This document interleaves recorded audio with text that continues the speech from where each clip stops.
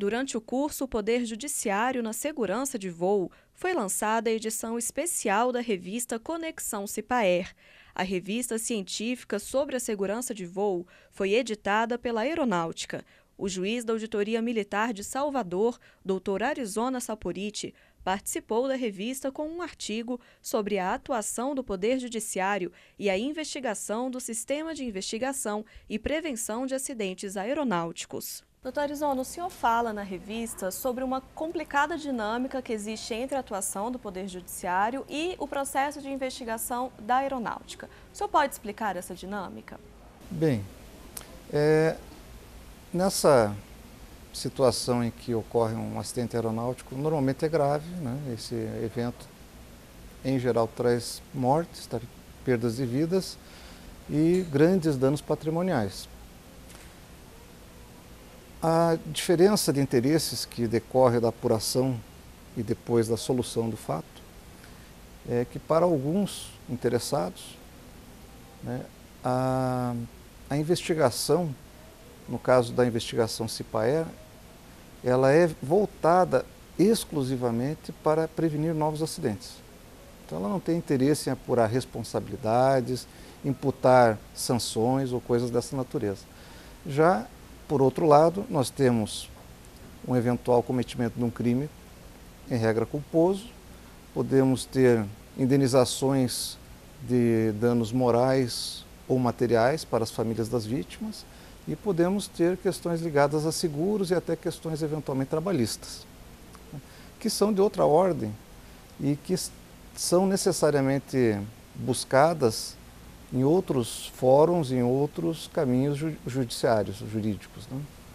Bem, dessa diferença de apuração é que surgem pode eventualmente surgir algum conflito, porque na investigação Cipaer, como se chama, as pessoas elas não são convocadas para prestar depoimento de maneira formal, não são alertadas de que a informação que elas prestarem pode ser usada eventualmente contra elas próprias, não prestam o compromisso legal de dizer a verdade e tudo isso faz com que elas possam, então, naquele primeiro momento, prestar informações de alta relevância para o esclarecimento do fato, mas com o objetivo de prevenir novos acidentes, né? Para a investigação criminal, administrativa e civil, essas pessoas elas não podem ser chamadas a prestar depoimento dessa forma, né? Caso esses depoimentos eventualmente sejam usados para essas finalidades, que são a finalidade administrativa, civil e criminal, essa prova necessariamente teria que ser considerada ilícita, porque as pessoas não foram advertidas dos seus direitos e, principalmente no caso da investigação criminal, inclusive ter o direito da presença do advogado ao prestar o depoimento. Então, essa dualidade, né, essas diferenças que existem em investigações que são aparentemente destinadas a uma mesma finalidade, mas a finalidade não é a mesma. O que é idêntico é a base, a origem da investigação, mas a natureza de cada uma e a finalidade dessas duas investigações são completamente diferentes. Daí porque essa aparente divergência, na verdade, ela é divergente no sentido de que forma e finalidade são diversas, mas o objetivo, que é o bem comum, é um objetivo comum a ambas as investigações. Tudo que se quer, no final das contas, é que a sociedade tenha a partir daquele evento, que é um evento muito pesaroso, muito difícil para todos os envolvidos, tenha dois benefícios. O primeiro é que ele não se repita, e o segundo é que eventuais responsabilidades possam ser imputadas a quem de direito. Inclusive, no artigo, o senhor chama atenção para esse princípio constitucional de que ninguém é obrigado a produzir provas contra si mesmo. O senhor pode explicar como isso é tratado, geralmente, nos casos de acidentes aéreos pela Justiça? Exatamente. Nesses casos, pela Justiça, durante o inquérito, né, toda investigação para efeitos criminais, ela vai partir do inquérito, né, inquérito criminal. Nesse inquérito, as pessoas serão chamadas na condição de testemunhas ou, eventualmente, até de suspeitos, os indiciados, né? Em relação às testemunhas, elas têm que obrigatoriamente ser informadas, como eu disse, da possibilidade de que não são obrigadas a prestar nenhuma informação que possa prejudicá-las, mas são obrigadas a dizer toda a verdade sobre as penas da lei. Né? E os eventuais suspeitos, né, os chamados indiciados, eles não são obrigados a prestar depoimento, eles prestam apenas se quiserem. Eles têm o direito de permanecer em silêncio. Né? E sem isso, sem a garantia dessas prerrogativas, tanto para as testemunhas quanto para eventuais suspeitos, como eu disse, a prova será ilícita. E nós temos uma teoria, já não é tão nova assim, chamada da árvore dos frutos envenenados, em que qualquer prova que seja produzida a partir de uma prova originalmente ilícita, todas essas demais provas também serão inadmissíveis no processo. Daí porque é muito importante ter esse cuidado de não buscar uma prova da investigação CIPAER para subsidiar uma prova protegida por sigilo, né, inerente à investigação CIPAER, para subsidiar uma eventual ação, seja ela de cunho administrativo, civil ou penal. Ressalvando um aspecto interessante, que nem todas as informações das investigações CIPAER são sigilosas, são apenas algumas, principalmente os depoimentos prestados sob a condição de sigilo, sob a condição de não ser usado para outra finalidade, e aqueles laudos, aquelas perícias que são feitas justamente a partir dessas informações privilegiadas. Né? O restante não, os dados fáticos podem e devem ser disponibilizados para a Polícia Judiciária tomar as providências, né, que devem ser tomadas.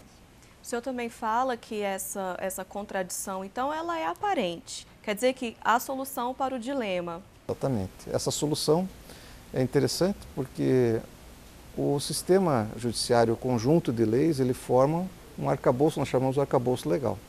Né? E a construção, para a construção desse arcabouço legal, do nosso sistema jurídico, né?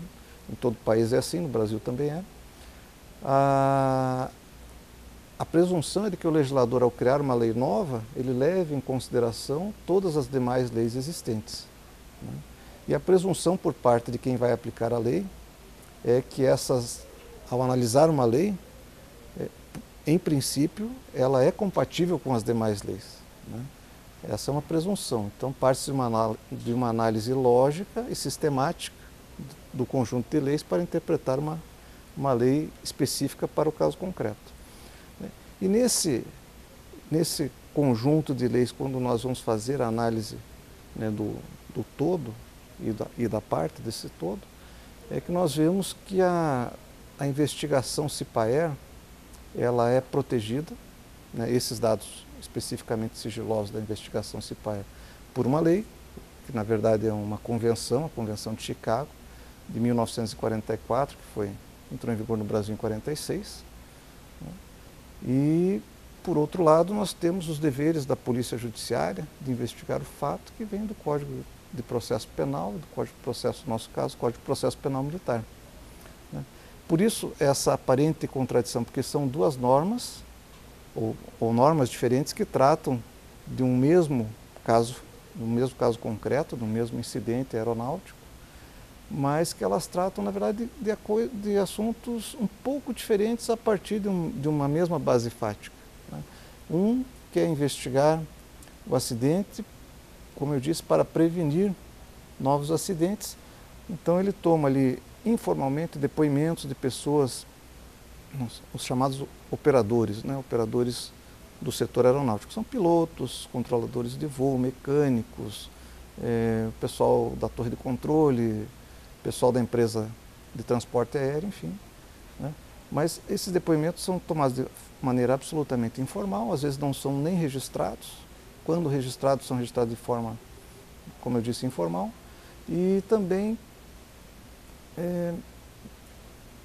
principalmente, a questão da não advertência do direito de não produzir prova contra si mesmo.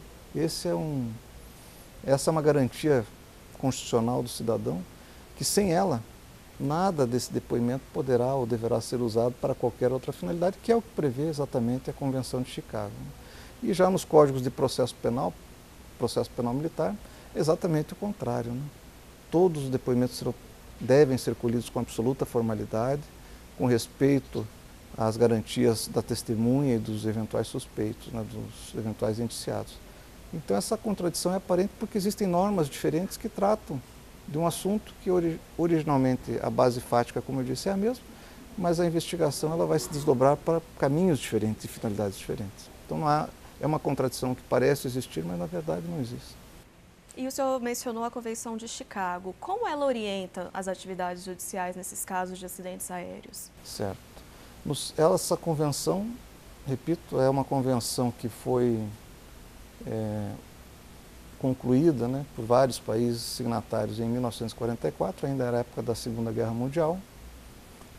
Entrou em vigor no Brasil por um decreto presidencial em 1946, tornando-se em efeito, salvo engano, duas convenções, uma de Paris, de 1919, e uma de Havana, de 1928, salvo engano. Né? E ela regula vários assuntos, ela trata de maneira geral a aviação civil internacional, e para assuntos mais técnicos ela tem 18 anexos. Esses anexos tratam de vários assuntos, telecomunicações, meio ambiente, etc. E um desses assuntos, no anexo 13 mais especificamente, é a investigação da segurança e prevenção, a investigação da prevenção, a investigação dos acidentes aeronáuticos. Mais concretamente, é a investigação dos acidentes aeronáuticos. E lá, nesse anexo 13, tem um dispositivo que diz justamente que as pessoas que prestam, os depoimentos escolhidos dessas pessoas para essa finalidade devem ser protegidos e não devem ser usados para nenhuma outra finalidade. E para a sociedade, principalmente para os familiares das vítimas de acidentes aéreos, pode parecer injusto não utilizar todas as informações levantadas durante as investigações, seja ela da aeronáutica ou judicial. Qual seria, então, o benefício para toda a sociedade de se separar mesmo, de não utilizar esse relatório técnico para julgar e responsabilizar criminalmente os culpados pelo acidente? Certo. Essa possível injustiça que pode gerar essa sensação, né? Bom, nós temos a informação e não podemos usar. Na verdade, todas as informações elas estão à disposição dos peritos criminais também, assim como estão à disposição dos peritos de segurança de investigação aeronáutica, né, da prevenção de acidentes aeronáuticos. As mesmas informações fáticas estão à disposição dos peritos criminais.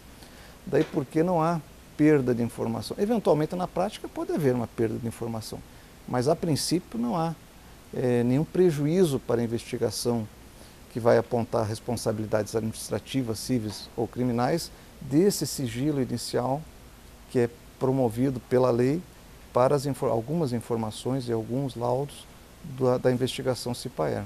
Então, não há, embora possa dar a sensação de que há um prejuízo para a investigação criminal, esse prejuízo, a princípio, não há. Na prática, eventualmente, pode acontecer, mas como pode acontecer em qualquer outra investigação que não seja ligada a acidente aeronáutico. Por circunstâncias da vida, né? Às vezes, por exemplo, uma chuva muito forte, uma ventania muito forte acabam desfazendo parte do local do acidente. Isso pode acontecer tanto no acidente aeronáutico quanto no acidente automóvel. Né? Pessoas não autorizadas, antes da chegada dos peritos, vão lá e mexem nos destroços e retiram os corpos dos lugares. Isso são circunstâncias que podem acontecer em qualquer cena de crime, por exemplo. Não necessariamente um acidente aeronáutico é um crime. Às vezes é uma fatalidade apenas. Mas eu diria que o benefício para toda a sociedade seria, de um lado, termos uma investigação do acidente aeronáutico apta em condições de promover a prevenção, ou seja, de evitar novos acidentes. Isso é um bem comum, é uma coisa que favorece o bem comum. E de outro, uma investigação criminal que também permite, com todos os recursos que sejam utilizados corretamente, a apuração de responsabilidades administrativas, cíveis e criminais. Não há, portanto, obrigatoriamente ou necessariamente essa situação de, por se promover aqui um sigilo de algumas informações, a perda da capacidade do Estado de apurar e punir infrações. do outro lado.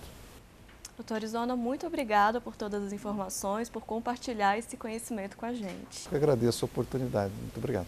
Bom, e quem quiser baixar a revista gratuitamente, é só acessar o site do CIPAER no endereço abaixo. Muito obrigada pela audiência e até a próxima.